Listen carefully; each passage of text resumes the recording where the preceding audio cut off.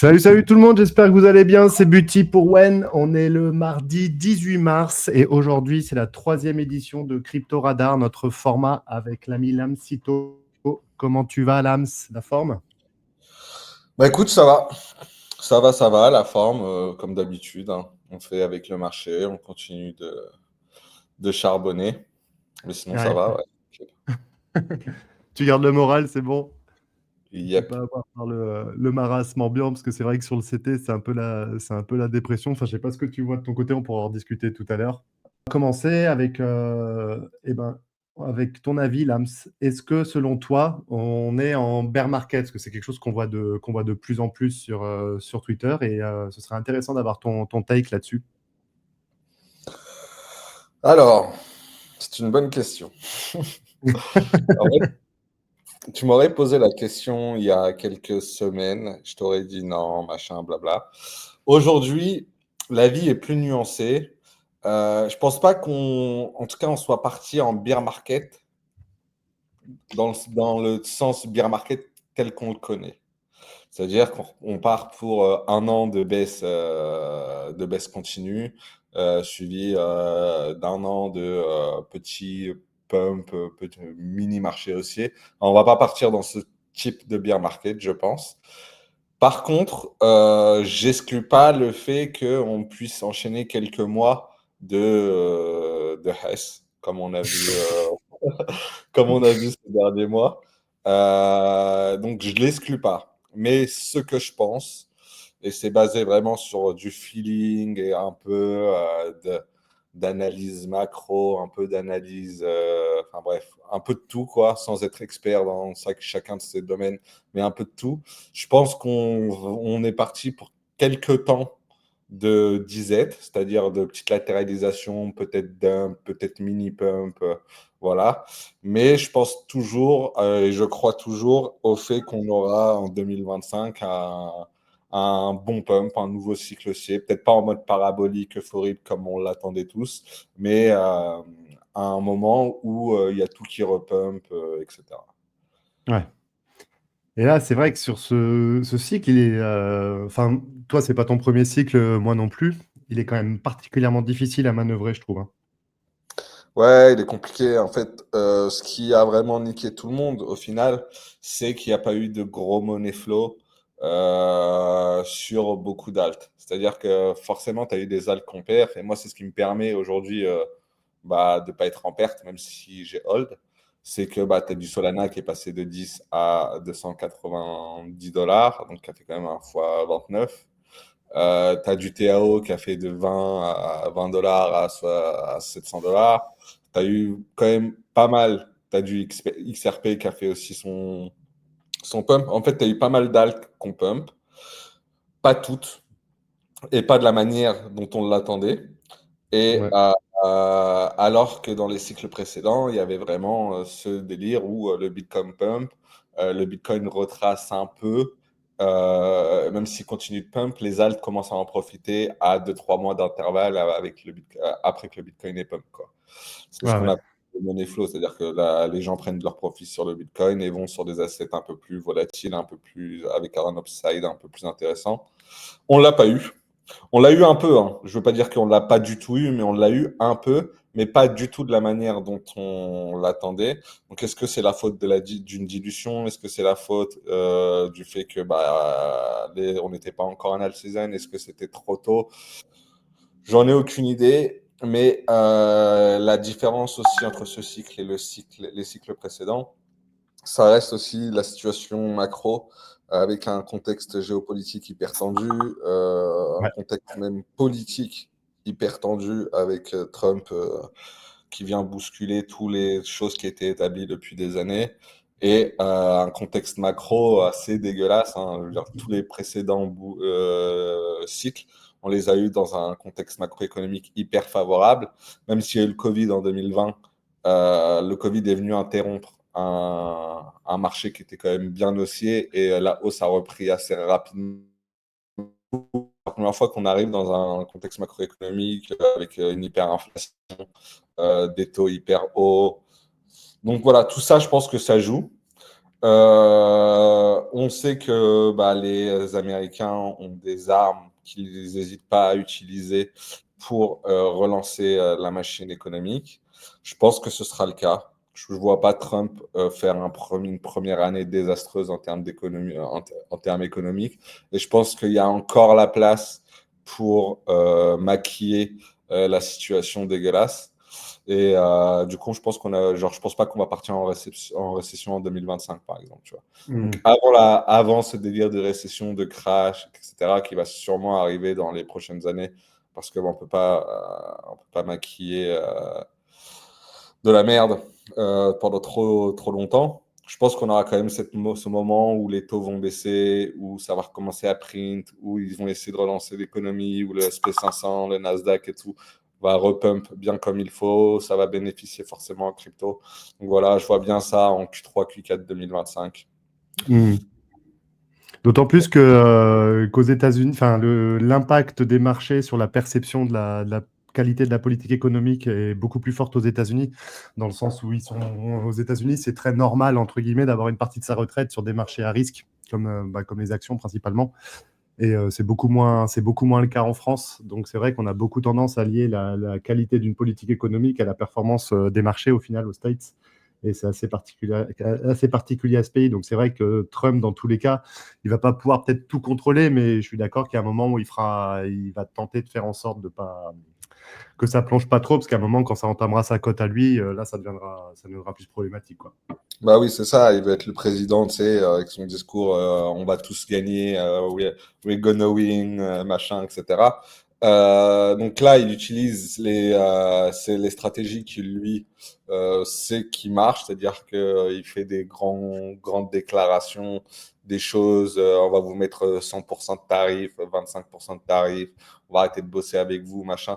Ça met de l'incertitude sur le marché n'aime pas l'incertitude, du coup, il réagit. Mais on sait aussi qu'il n'hésite pas à annuler tout ce qu'il a déjà dit Oui. et devenir un peu plus tendre. Et moi, je le vois bien faire ça en deuxième partie d'année et tout en sachant, parce que le gars, il n'est pas solo. Il est conseillé par des mecs, etc., qui sont beaucoup plus expérimentés que nous en économie et du coup est beaucoup plus expérimenté que lui. Donc, à partir du moment où lui il va devenir un peu plus tendre et que la machine, l'imprimante redémarre, etc., je pense que ça ira mieux. Et il y a beaucoup de gens qui attendent ça en crypto aussi pour se replacer. Et enfin voilà. Donc moi, je pense que 2025 nous réserve encore de belles surprises. À court terme, ça peut être compliqué ouais, de tenir le coup. Ouais. Toi, du coup, tu n'as pas modifié ton exposition à ce marché par rapport à il y a 2 semaines quand on s'est parlé, où tu étais full expose, grosso modo. T'as pas changé ça à ce niveau-là? Non, non, moi je suis all-in. J'ai fait quelques petits coups où j'ai vendu des bagues qui avaient un peu pump ou sur des petits rebonds, etc., pour les racheter plus bas. Donc en Mhm. gros, j'ai augmenté mes bagues en nombre de tokens, mais non, je suis toujours exposé sans zéro stablecoin, quoi. ALPH et Apu. Et tu y crois encore. Apu, belle paire ces derniers temps, non? J'ai vu passer. Apu, il fait partie des tokens que je crois que j'ai augmenté mon bague d'Apu de 12% là, avec son pump. À un moment donné, il a Joli. bien pump, j'ai réussi à bien vendre le top et j'ai racheté plus bas. Bien, ouais. Euh, Bah non, Apu, j'y crois toujours. J'y crois toujours, hein. Je pense que c'est un. Si même coin season, il y a de nouveau. Apu fait partie des mêmes coins qui vont bien perf. Là, en plus, il a des prix quand même hyper intéressants. C'était un des derniers à dump. Il avait bien résisté quand tout dumpait. Il y a une grosse communauté. Le mème est hyper connu. Enfin, je veux dire, on voit beaucoup plus de mèmes de Apu que de mèmes de Pep, par exemple. Ouais, ouais. Et donc non, Apu, j'y crois toujours. Il fait partie des trois mêmes coins que j'hold encore. Alf, par contre, j'ai lâché le délire. J'ai lâché le délire il y a un petit moment déjà parce que dans un contexte où tout dump, il faut remigrer des bagues qui sont entre guillemets des bagues d'euphorie, quoi. Alf, c'est le genre de bague qui peut hyper bien performer dans un contexte euphorique où tout pump et du coup il a un gros upside parce que c'est une petite FDV. Mais dans un contexte où tout va à la cave, il n'avait pas trop sa place dans mon wallet. Du coup, j'ai vendu, j'ai peut-être dû remigrer en Sol ou en ETH ou peut-être en Ondo ou TAO, je sais plus, mais en gros mis dans un truc où j'ai un peu plus de conviction, quoi. Ouais, ouais, d'accord. C'est vrai qu'à LPH, à Efium, c'est un super projet sur le papier, mais c'est vrai que c'est délicat de le voir repartir tant que un des leaders de la narrative, genre Caspa par exemple, tant qu'il n'y a pas un vrai leader pour tirer le truc, je vois pas le token partir sur le court terme, court moyen terme, tant qu'il n'y aura pas un entrain autour des L1, autour des L1 Ouais, quoi. c'est ça. Il y a zéro, vraiment zéro narrative bullish autour de Alf aujourd'hui. Ouais. Et du coup, tu sais, hein, quand tu vois tes bagues faire du moins 50%, etc., d'un moment, il faut, pareil que des gros traders. Alors, moi, je sais que je suis pas du tout un exemple dans ma manière d'exécuter ou de gérer mon portefeuille parce que, encore une fois, comme je l'ai dit, c'est pas ma principale source de revenus. Mais et j'ai moins le temps de le faire, mais du coup, il y a quand même quelques trucs qu'on peut faire, et c'est se dérisquer sur des valeurs qui sont hyper risquées, tu vois. Ouais. Donc Alf qui représentait, je crois que c'était mon deuxième L1 à l'époque. À chaque fois, j'avais, tu sais, je t'avais expliqué, j'avais un leader de narratif plus une petite lock-up à potentiel dans ce narratif-là. Alf, je l'ai viré. Je l'ai viré parce que, voilà, comme tu as dit, à court terme, il n'y a rien qui peut le faire pump, quoi. Oui, oui, c'est clair. Et en plus, le On va projet. peut-être reprendre du Alf, comme l'a dit Bucci, si ce narratif redevient hype, si on a un semblant de début de Alf season, etc. Oui, ça fait partie des tokens que je vais regarder et où je vais peut-être rotate des bacs qu'on pump avant le Alf, et voilà. Mais à l'heure actuelle, c'est pas le cas. Et du coup, c'est le genre de token, si on fait un moins, si je mange un moins 15% sur Ondo, ce truc-là, il va refaire moins 40%. Donc, je préfère ne pas le garder en wallet pour l'instant, quoi. Mais Ouais. je n'exclus pas d'y revenir, hein. Ouais, ouais, je suis assez d'accord avec ta stratégie. C'est un projet. Enfin, il faut toujours distinguer le projet du token, hein. On peut adorer le projet Alephium, trouver qu'il est solide, etc., tout en fuyant le token à court moyen terme, hein. C'est vraiment un distinguo qu'il faut faire, je pense. Et clairement, Alephium, pas du tout la traîne derrière lui pour l'instant. Il faudrait pas mal de conditions pour que ça reprenne. Donc, c'est typiquement le token, je l'ai en liste de surveillance, même si je le suis de loin, mais c'est typiquement un token sur lequel je préfère attendre certaines confirmations, quitte à pas choper à tout prix le bottom. Justement, on y reviendra sur ce fait de choper le bottom, quitte à perdre un peu de perf, mais de reprendre sur des plus de conviction. En tout cas, il y a un marché plus favorable pour cette narrative, quoi. Hop. Jay qui nous dit pourquoi passer du ALPH sur un autre altcoin et pas en stablecoin si tu imagines qu'à court terme, c'est pas très bullish. Question de Jay. Parce que, parce que je suis qu'une merde et que je sais pas garder du stable. Et que je Et sais le pas mec, garder du stablecoin. J'ai une maladie avec ça. J'arrive pas à garder du stablecoin. J'ai toujours envie qu'il soit quelque part et qu'il me fasse vibrer, etc. Mais encore une fois, c'est parce que je peux me c'est pas permettre. ta première source de revenus Si, aussi. voilà, si c'était vraiment, si je jouais ma vie dessus, je réagirais autrement. Mais en vrai, honnêtement, en toute honnêteté et transparence, ça aurait été la bonne chose à faire, hein, de garder un peu de stablecoin si je suis pas très bullish. Mais en l'occurrence, je trouvais que c'était le bon compromis entre le fait de rester quand même sur le marché au cas où on parte sur un pump qui n'était pas prévu et qui nous met tous une Ouais, qui vitesse, quoi. sideline pas mal de gens. Ouais, voilà, souvent ça se passe comme ça, hein. Il y a des trucs qui se passent, c'est pas prévu, personne ne se pensait que ça allait passer comme ça et ça se passe. Donc j'ai quand même voulu rester sur le marché, mais sur des valeurs que je sais qui peuvent difficilement reprendre un moins 20%, sauf si vraiment on part en bière. Tu vois, genre un Hondo, quand tu l'achètes à 0,85, tu sais que c'est pas un truc qui va être à 0,60 dans une semaine, quoi. Ouais, ouais, je comprends. Adam qui nous pose une question. Vous en pensez quoi de ETH finito pour ce cycle? Allez, Lams, vas-y. C'est quoi ton take là-dessus sur ETH? Moi, comme d'hab, je me mouille. Les couilles d'avoir raison et d'avoir tort. Moi, je pense non, qu'il n'est pas finito. Je pense que il a mal démarré son cycle. Après, c'est pareil, c'est-à-dire que si tout est finito, oui, il est finito. Mais si ça repart, non, il ne sera pas finito. Et je pense encore, genre, je crois encore, dur comme fer, qu'il peut refaire un nouvel ATH en 2025.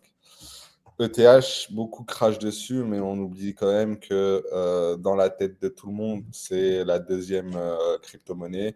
Même dans la tête du retail, etc. C'est le petit frère de Bitcoin. Sans Ethereum, il n'y a pas de smart contract. Enfin, je veux dire, toute la crypto telle qu'on la connaît n'existe pas. Euh, beaucoup de choses sont bâties sur Ethereum ou sur ses layers. En termes de DeFi, il est à x10 du deuxième, je crois, en termes de TVL, etc. Donc non, ETH, pas finito. Après, ouais, il dégoûte un peu, il a dégoûté un peu sur cette dernière année. Mais non, pas finito. Si on croit en une alt season et si on croit que le Bitcoin ne va pas juste faire son pump solo, bah, je pense qu'il faut croire aussi en Ethereum. Ouais, perso, je suis assez d'accord là-dessus. Ethereum porte une grosse partie du côté utility de la crypto-monnaie. Et il y a une grosse antériorité sur ce marché. C'est un projet que tout le monde connaît, sur lequel il y a une énorme TVL. Les instits, ils vont pas sur Solana, ils sont sur Ethereum.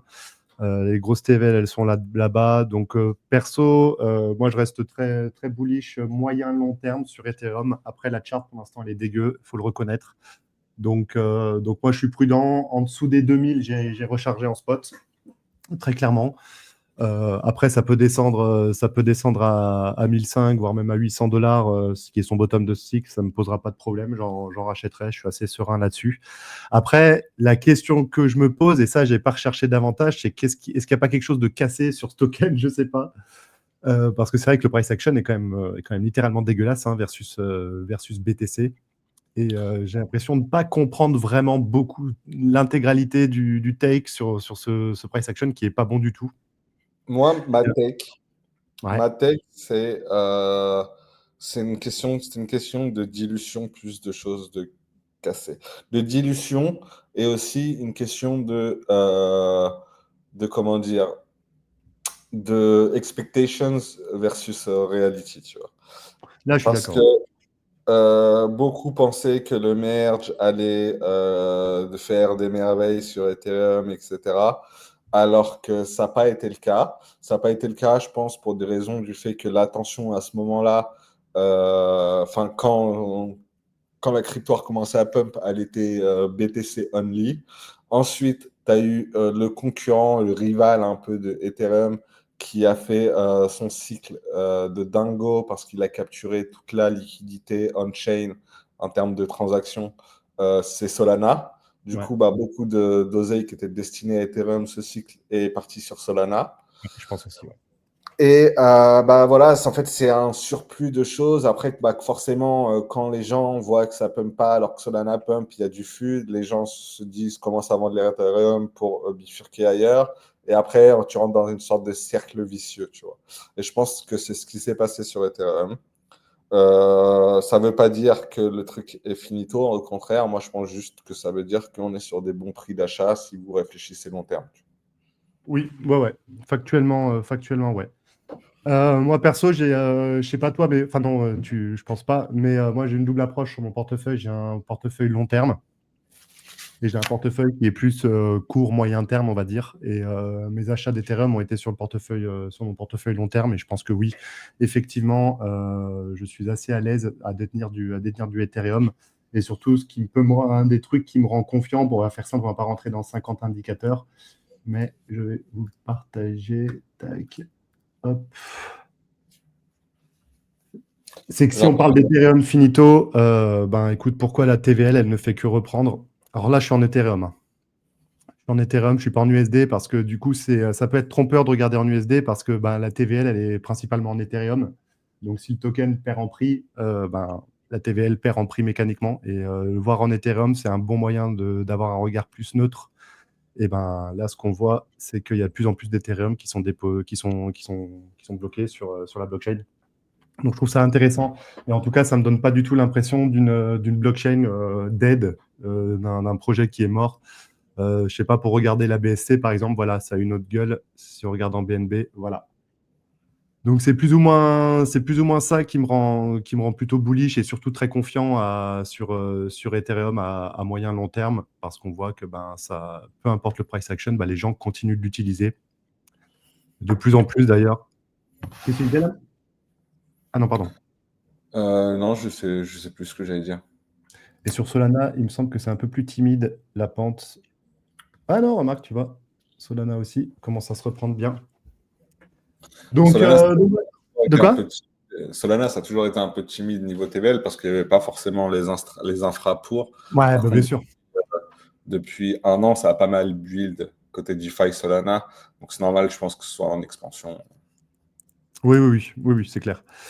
Mais en tout cas, voilà, on n'est pas sur un projet mort et je pense qu'on est sur une phase un petit peu de transition où, au niveau de la gouvernance. Il y avait pas mal de choses qui étaient un peu difficilement lisibles. Le projet partait aussi dans. C'était délicat de comprendre vraiment la roadmap d'Ethereum parce qu'elle n'est pas facile à comprendre aussi. Et que ça, c'est un défaut entre guillemets, un des défauts, je pense, qu'ils n'ont pas réussi à assez entraîner les gens derrière la roadmap, de montrer comment ça évoluait, surtout de démocratiser un petit peu tout ce qui se passe, parce que bah, y a beaucoup de choses qui se passent, en fait, ça build à mort. Mais Ouais, voilà, en tout cas. et puis les gens, en fait, ils comprennent pas que ils comprennent pas, mais entre guillemets, ils attribuent pas le mérite à Ethereum de toutes les success stories qu'il y a pu avoir sur différents layers. Et puis il y a aussi le délire où Ethereum devait passer déflationniste, qui était une des grosses expectations. Et en réalité, ça n'a pas forcément été le cas. Du coup, enfin, tu vois, en fait, je pense que Ethereum a déçu. Et du coup, cette déception, plus le fait qu'il y a des concurrents sérieux où mettre son oseille, on est rentré dans un cercle vicieux, quoi. Mais c'est cyclique, donc un cercle vicieux peut aboutir sur un cercle vertueux. Il suffit juste de quelques catalyseurs pour lancer la machine, quoi. Ouais, je suis assez d'accord. Wanda qui nous dit si BTC est le padré, le boss, ETH est la maman. Bah écoute, belle analogie.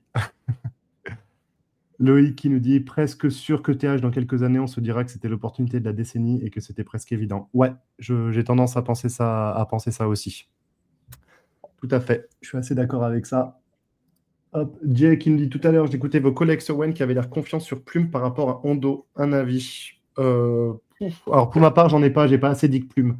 Donc je vais pas donner mon avis sur tout et n'importe quoi entre guillemets. Mais je dis pas que Plume est un mauvais projet, au contraire, hein. D'ailleurs, bravo, petit big up à Biff qui nous a fait une énorme, pardon, excusez-moi, une énorme propagande autour du Plume et le Plume Pump. Donc bien joué mon Biff, si t'es là, dédicace pour toi. Et bravo à ceux qui ont suivi Moi, ce je suis push. content parce que je suis Ah un peu, bah, big up à toi. ça fait partie. Je sais plus, j'ai vendu quoi. En gros, je crois que j'avais trop de bagues dans le Dépine. Et du coup, je crois que j'avais vendu un bague d'Épine, je sais plus c'était quoi, peut-être AKT. Et j'ai investi dans Plume parce que j'avais pas de. Mon seul bag RWA, c'était Bravo. Hondo. Et j'ai cédé à la propagande de Bifresh. En vrai, il en a parlé plusieurs fois. Je me suis dit, bah, vas-y, je vais regarder parce que ça fait un petit moment où il me fallait un petit deuxième RWA low cap. J'ai dig un peu le truc, ça me semblait cohérent et ça me semblait aussi assez bullish dans RWA parce qu'à RWA, il y a beaucoup de bullshit, hein. Il y a énormément de Oui, bullshit. clairement. Et là, ça me semblait pas bullshit. Et du coup, bah là, ça a pump, ouais, ça a pump, je pense, parce que bah, tu as Binance qui a investi dedans, enfin, Ouais, ce que j'ai vu, ouais. BNB Chain, là, ou leur nouveau nom, Easy Labs, ou je sais pas quoi. Et non, c'est pas mal. Moi, je pense que pour un low cap RWA, c'est pas mal. Par contre, pas comparable à Hondo encore pour l'instant. On verra. En fait, de toute façon, tous ces trucs-là, dans le RWA, ça se décidera vraiment. Le winner se décidera quand les institutionnels décideront d'un projet où se placer. Pour l'instant, les Hondo m'a l'air d'être en top d'affiche.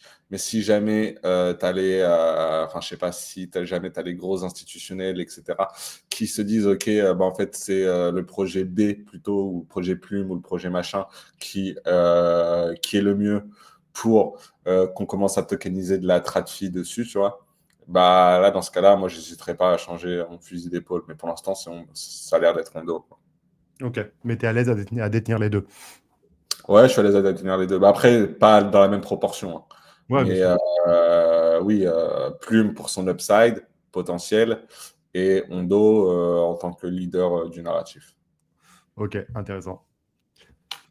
Hop, Bébro qui nous dit, si ça veut bien s'afficher, hop, ça bosse dur sur Wen, on enchaîne les lives. Bah ouais, ouais, grave, on en avait un ce matin sur du trading. Là, on est avec Lams. On va parler un petit peu mindset. Là, on ouvrait un peu sur la réponse à vos questions. Cet après-midi, j'ai Joe Star en live et on va diguer Injective en live. Je ne l'ai pas encore annoncé, mais c'était le ticker qui est assez revenu, donc on ira s'intéresser à Injective.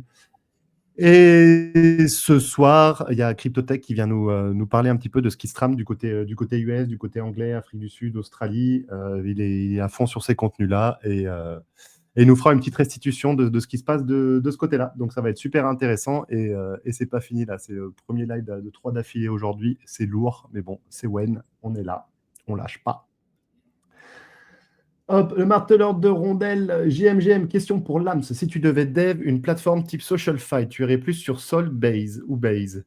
Une DApp type leaderboard qui donne une jauge de confiance à différents influenceurs en fonction de leur domaine de prédilection, une sorte de ranking de confiance, permettrait d'épingler des tweets du pire au meilleur, ainsi que la région de l'influence. Yo! Donc en gros, une plateforme qui classe les influx, genre par exemple low cap, TradFi, à chaque fois tu as un petit indicateur qui te dit celui-là il est fort en low cap, il est faible en macro, je dis n'importe quoi, c'est un peu ça que Je, tu. je- je suis désolé, il faut juste que je prenne un appel 1 minute. Je te reprends Yes, vite yes, fait. pas de souci. Pas de souci, il va nous répondre. Je passe sur une autre question, mais j'oublie pas, marteleur. J'oublie pas. Je reprends le command flow. Tamixis, salut bro. Quand il sera à 12K et qu'on avait vu qu'il était à 1800, certains s'en mordront les doigts. Ouais, ouais, ouais. Je suis assez d'accord. Je pense que tu parles de TH, mais ouais, ouais. Je suis assez d'accord. Alors, ce qu'il atteindra les 10-12K, je me fais plus trop d'attentes par rapport à ça. Parce que ben, j'observe le marché. Là, c'est un marché qui peut changer d'une semaine sur l'autre. Donc, je suis plus en mode observation. En tout cas, je me fixe pas de target particulière. Pourquoi? Parce que ça peut être potentiellement dangereux de se dire à tout prix, Ethereum atteindra les 10K, alors que peut-être, ben, je dis, si ce cycle n'est pas terminé, ben, Ethereum pourrait top à 8, et du coup, on peut passer d'une belle prise de profit pour atteindre sa target. Donc, je me méfie de la target, c'est important d'en avoir, c'est intéressant d'en avoir pour pouvoir se projeter. Après, il faut savoir s'extraire de sa target, IMO, pour pouvoir aussi écouter le marché et vendre et savoir vendre quand le marché vous dit que c'est le top, savoir vendre même si la target n'est pas atteinte. En tout cas, vente partielle. Donc c'est pour ça que les targets, je trouve ça bien et à la fois ça peut être dangereux quand on reste trop ancré dessus parce que le marché n'est pas là pour nous servir les targets. Il fait sa vie à côté et c'est à nous d'en tirer un maximum de perf pendant ce temps-là, quoi. C'est good pour info. J'ai De un petit quoi, pardon? problème.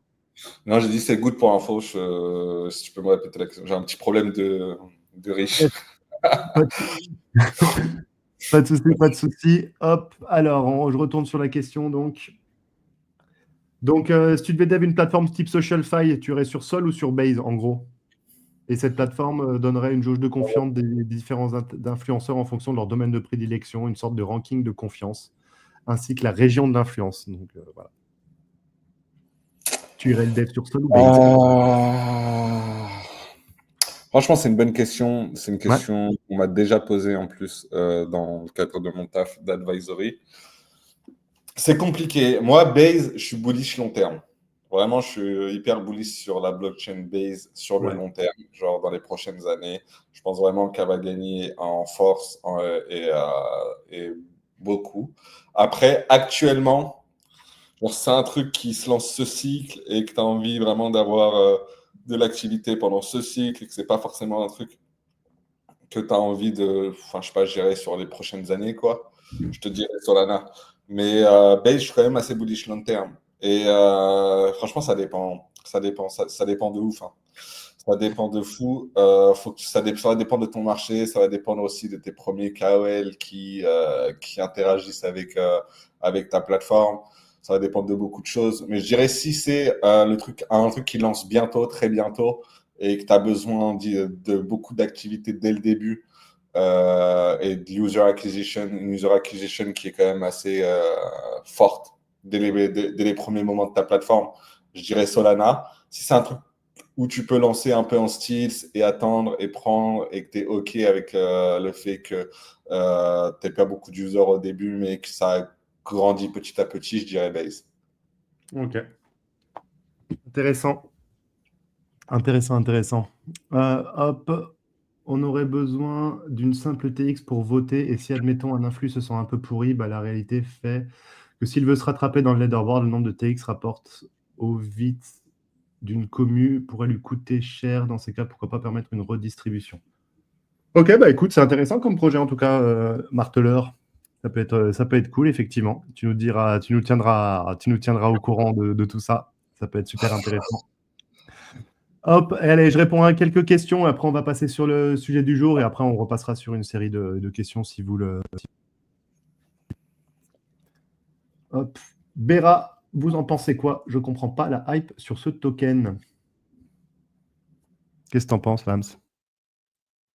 Vera, franchement, je n'ai pas hyper suivi. Pas hyper suivi. Moi, là, je la comprends parce que c'est un projet qui a bâti une communauté sur les dernières années qui était assez bullish.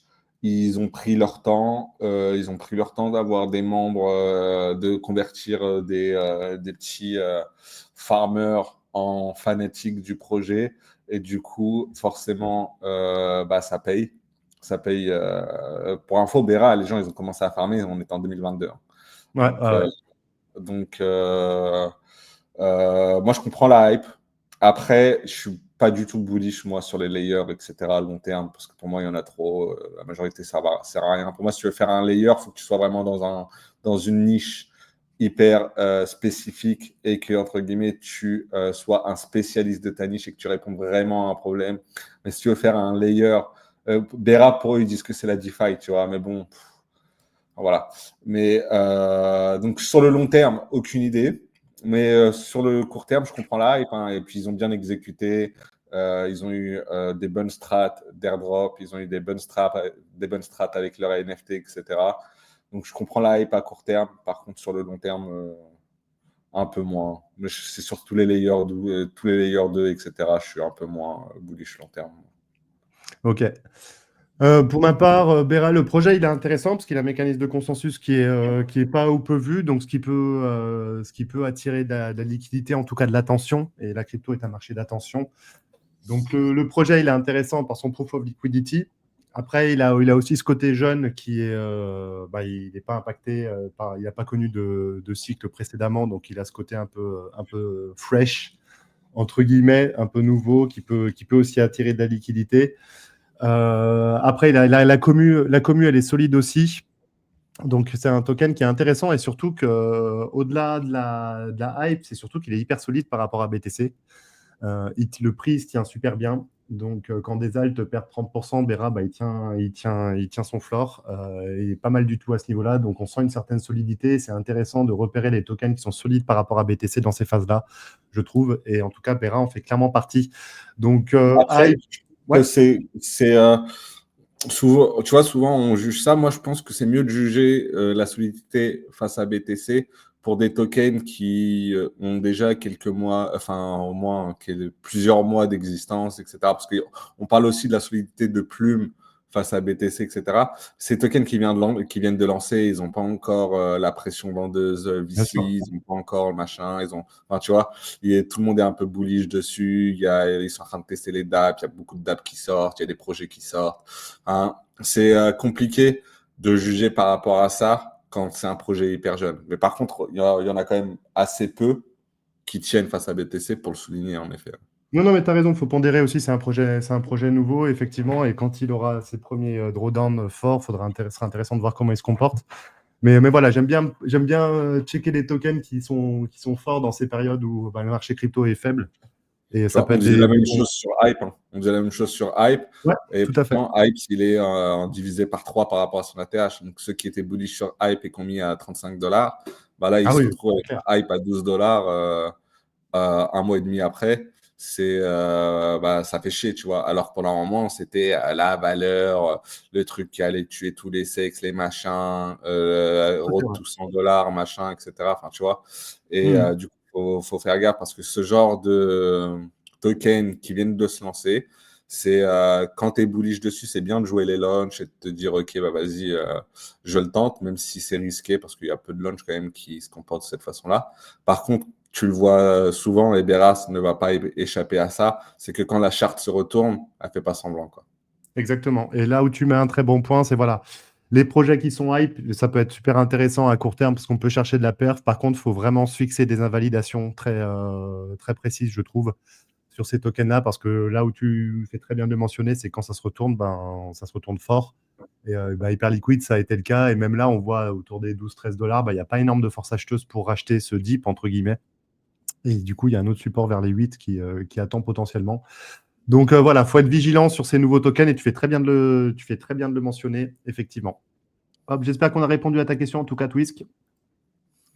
J'espère que ça te va. Hop, bah de rien, le marteleur. Hein. J'espère qu'on a répondu. Allez, dernière question et après on passe au côté mindset. Est-ce que l'Amsito a JIT, c'est Geeko?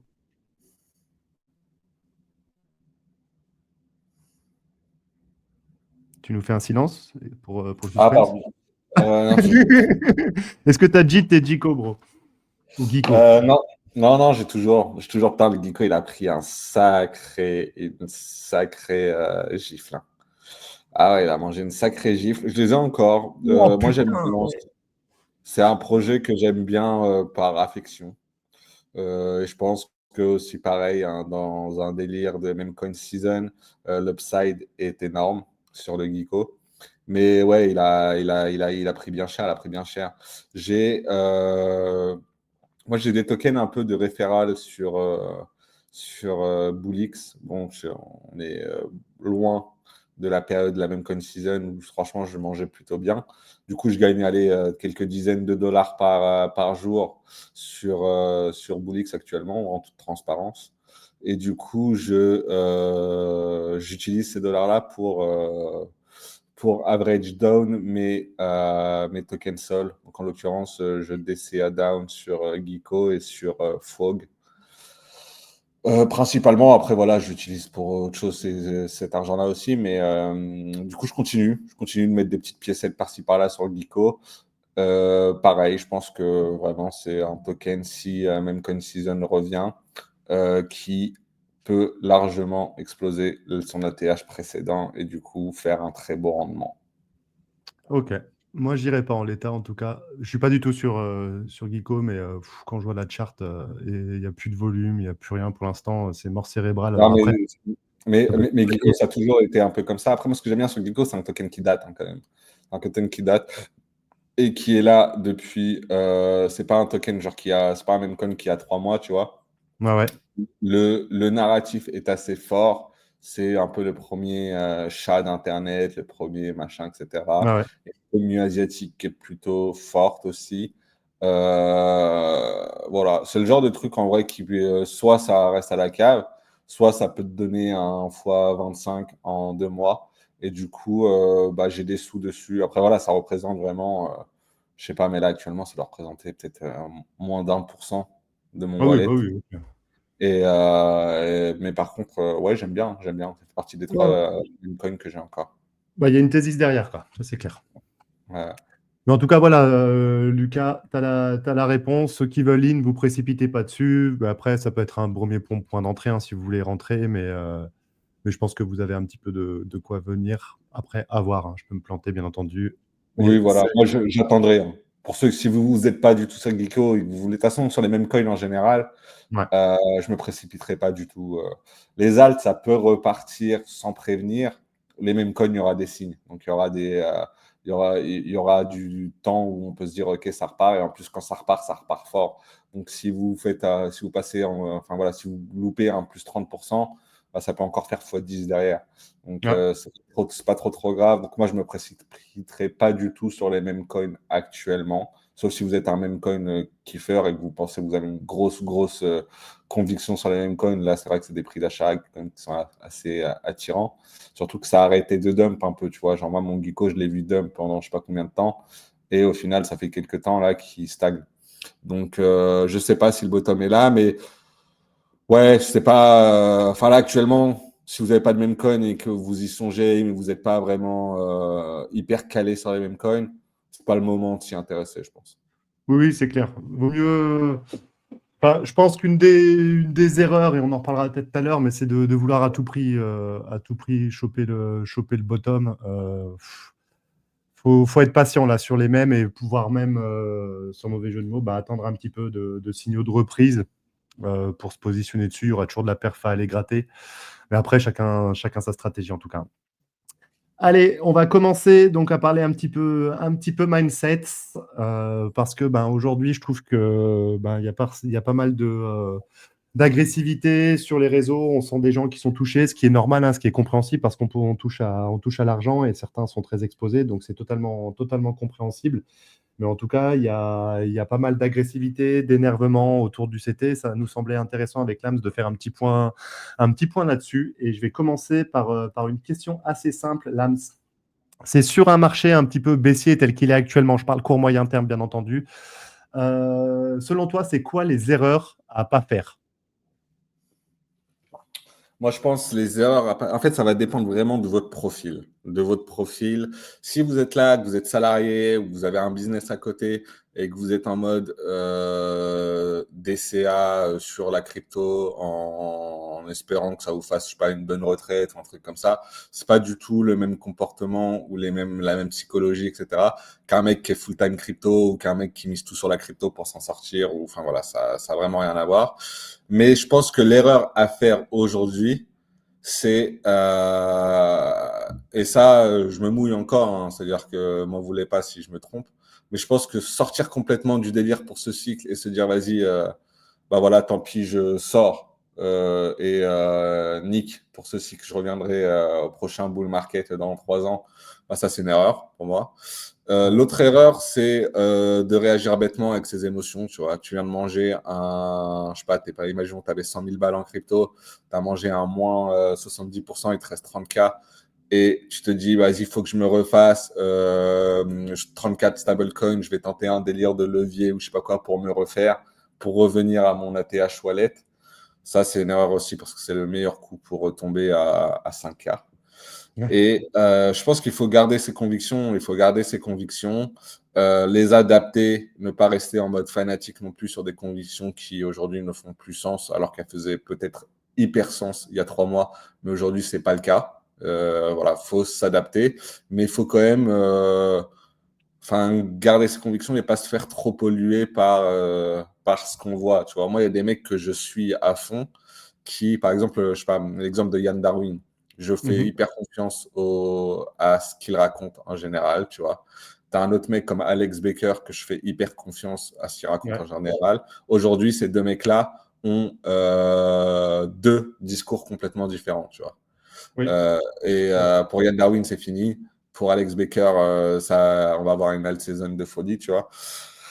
Donc, quand tu commences à faire pareil pour les pôles crypto-formation, les machins, etc., tu vois, c'est des mecs qui ont leurs convictions, ils ont leur business, ils font les choses de la manière qu'ils pensent que c'est le mieux pour eux. Donc c'est cool. Vous pouvez prendre, il y a plein de bonnes takes à prendre chez ces gens-là. Il y a plein de bonnes choses. Quand tout pump, bah, c'est des héros, et quand tout dump, bah, c'est tout le monde se fout de leur gueule. Mais faut garder. Moi, je pense qu'il faut se faire son propre avis et être au clair avec son avis, tu vois. Genre se dire, voilà, je prends mes cojones à deux mains, je pense ça, parce que X, Y, parce qu'il y a ce facteur-là, parce qu'il y a ci, il y a ça, et que ma position, mon profil d'investisseur actuel, ma position me permet de pouvoir faire ci et faire ça, je prends ce risque-là, et je suis OK avec, et si je me trompe, bah c'est OK. C'est OK, il y aura d'autres chances, etc. Le délire où si vous vous trompez, c'est pas OK, c'est là où c'est dangereux, tu vois. Exactement. C'est là où c'est dangereux, c'est ça qui vous amène à faire n'importe quoi, c'est ça qui fait passer des mecs de 100 000 balles à 5 000 balles, c'est quand l'erreur n'est pas acceptable, tu vois. Si Ouais. vous êtes OK avec le fait de vous tromper, bah, tout est OK, hein. Si vous avez raison, bah, vous allez manger très très bien. Si vous avez eu tort, bah, tant pis, vous adapterez votre stratégie. Vous aurez perdu des gains, vous aurez peut-être perdu de l'investissement, des sous. Et il y aura d'autres opportunités, il y aura d'autres moments. Je veux dire, la vie ne s'arrête pas, quoi. Tu vois. Ouais, ouais. Envisagez toujours un monde où vous vous plantez, hein, dans tous les cas. Et si vous vous exposez à 100%, ben, le monde où vous vous plantez, il vous fait très mal. Donc, ben, pondérez votre exposition, en gros, hein. Mais tu fais bien de le préciser, c'est voilà, faites attention. Et si ça se passe pas comme je veux, quelle va être ma douleur? Est-ce qu'elle va être acceptable ou est-ce qu'elle va être insupportable? Et si elle est insupportable, c'est qu'il y a un problème dans votre stratégie. Ouais, c'est clair. Franchement, si vraiment c'est la fin de votre life et que vous avez rien pour retomber sur vos pattes, euh, bah, c'est compliqué. C'est compliqué parce qu'en fait, du moment où vous êtes un peu dos au mur, ça fait rentrer les. Et c'est là qu'on fait des choix de merde. Tu vois, c'est comme pareil quand tu fais des choix de merde parce que tu FOMO ou t'es trop greedy. Bah, c'est exactement pareil quand tu as trop peur. Quand tu as trop peur, tu fais des choix de merde. Tu vois. Ouais, Moi, là, ouais. je suis exposé énormément, mais je suis OK avec le fait que ça se passe pas comme prévu parce que je me dis, bah voilà, au pire, ça se passe pas comme prévu. J'ai mes business, je remonterai des trucs, même si la crypto, ça s'arrête aujourd'hui et que je perds tout ce que j'ai créé, construit dans la crypto, bah tant pis. J'ai des compétences, j'ai machin, je pourrais, voilà, je n'ai pas de, entre guillemets, de femmes et d'enfants à nourrir. Je peux aller vivre dans une cabane en Thaïlande pendant 6 mois et remonter un business. Enfin, je veux dire, tu vois, il n'y a pas mort d'homme et ça ne va pas me compliquer plus que ça la life, tu vois. Ce Ouais, sera ouais. chiant, clairement, je suis dégoûté, mais je peux rebondir. Et du coup, bah, ça m'enlève cette peur. Ça veut dire que je peux agir plus librement et utiliser un peu plus mon cerveau que si j'étais vraiment dans la peur de putain, si ça s'arrête, je suis foutu, ma vie s'arrête, quoi. Ouais, ouais. Tout à fait, ouais. Moi, j'avais noté, tac, 4-5 points sur les erreurs. La première, bah, c'est ce que tu as évoqué, c'est le panic-sell. Panic-sell le bottom. Et ça, il y en a beaucoup qui le font. Et c'est vrai qu'il y a des. Moi, j'en ai fait d'ailleurs récemment. J'ai pu me rattraper, mais généralement sur des tokens à conviction, principalement des meme coins, quand j'ai envie de les vendre, c'est généralement pas le bon moment. Et parce que voilà, ce marché nous pousse à faire des erreurs potentiellement parce que ce marché va récompenser juste 10%, bah, je ne sais pas la stat, hein, bien sûr, mais va pas récompenser 90% des gens. Donc si on écoute tous notre instinct primaire, entre guillemets, ben, c'est là où on Les sous-perf. émotions, quand même. Les émotions, le greed, agir de manière hyper rationnelle, c'est très très dur, hein, parce que si on était tous rationnels, en vrai, on serait sorti du marché quand Trump il a lancé son même coin et on serait dit putain, gros top signal, peut-être pas top de cycle, mais en tout cas top de trend quoi. Et Ouais. voilà, là, il faut sortir du marché. Voilà, enfin voilà. Si on était tous rationnels, à ce moment-là, on serait sorti du marché. Mais non, parce qu'on a nos biais, on est humain, et on s'est dit quoi, putain, Trump lance son même coin, mais ça veut dire que tout le monde va arriver dans la crypto, ça veut dire que ça va pump to the moon, et parce que c'est ce qu'on espérait, c'est ce qu'on voulait, tu vois. Et voilà, donc les erreurs sont humaines, il faut juste essayer de les limiter au maximum, quoi. Donc vous, voilà, mettez-vous en condition bah, de pouvoir tenir, de pouvoir tanker si ce marché continue de baisser, quoi. Parce que c'est une possibilité dans un marché comme tel. Et Donc le sortez du deuxième bruit point. aussi. Ouais, pardon? Isolez-vous du bruit qu'il y a sur le CT. Parce que sur le CT, Ouais. le crypto Twitter est quand même assez hyper toxique, faut le dire. Et j'ai l'impression que de plus en plus, j'ai l'impression. Avant, l'année dernière, j'étais pas trop sur Twitter, j'étais sur Telegram. Beaucoup plus sur Telegram que sur Twitter. Ce cycle-là, j'ai fait le contraire, je suis beaucoup plus sur Twitter que sur Telegram. Mais j'ai l'impression que là, on a quand même atteint des degrés et t'as tous les camps, quoi. Tu as les camps qui ont fait les bons choix et qui te martèlent que eux, ils ont fait les bons choix et qui tweetent avec arrogance et condescendance et qui se foutent de la gueule des mecs qui ont fait des erreurs et qui ont fait des mauvais choix et qui viennent de se manger un moins 80% sur leur patrimoine crypto. Et genre vraiment, avec zéro empathie, aucune truc. Franchement, il y a trop de gens qui sont comme ça. T'as les autres mecs qui sont en peine de fou parce qu'ils ont mangé moins 80% et qui n'arrivent pas à le gérer mentalement et qui insultent tout le monde et qui insultent les mecs qui sont permaboule ou qui sont permabire, etc. Qui n'arrivent pas à comprendre que bah, y a d'autres opinions que les leurs et que c'est que le marché qui dira qui a raison et que c'est pas parce que tu as tort actuellement que tu es un enculé, tu vois ce que je veux dire? Ouais. Et c'est hyper, franchement, c'est hyper toxique. Il y a trop de drama. Moi, je comprends pas, franchement, les dramas. Je comprends pas. Je sais pas si tu m'as déjà vu, moi, Buty, dans un drama ou dans une histoire où tu m'as déjà vu mal parler de quelqu'un ou dire du mal de quelqu'un d'autre sur le CT ou même avoir des haters. J'ai pas de haters parce que tout simplement, je fais pas de drama, quoi. Tu vois ce que je veux dire? Ouais, ouais. Et mais il y a trop de gens qui aiment trop, je sais pas, il y a trop de gens qui aiment trop ça et je pense que c'est du bruit un peu inutile. Donc c'est cool. Moi, je le prends dans la manière diverse. Ma petite chippie commère potin, je vais regarder ce que lui il a dit, ce que lui il a dit, etc., sans réagir. Mais c'est plus de l'entertainment, tu vois. Faut le prendre en mode entertainment plus que en mode prendre ce sujet-là au sérieux et avoir des avis tranchés, incapables d'être nuancés, quoi. Jay qui nous dit: j'écoute tout le monde, je crois personne, je fais mes choix, que j'assume. Eh ben, c'est une très très bonne stratégie. Mais voilà, si on commence à tous se tomber dessus parce qu'on n'a pas prévu le futur, au final, on va tous pas prendre de risques parce qu'on va pas avoir envie de se faire attraper par le callback ou de subir certaines choses. Et du coup, ça va rendre le CT beaucoup plus plat, beaucoup moins intéressant, avec que des gens qui vont commenter des news En et pas plus, tu prendre rentres de take, quoi. dans une mauvaise dynamique. T'imagines, moi, je suis père ma boule, je suis all-in sur le marché, on part en bear market, je mange à moins 80% déjà sur mon wallet. Et en plus de ça, tu as tout le monde qui vient m'insulter parce que j'ai perdu de l'oseille. C'est vraiment une mauvaise dynamique.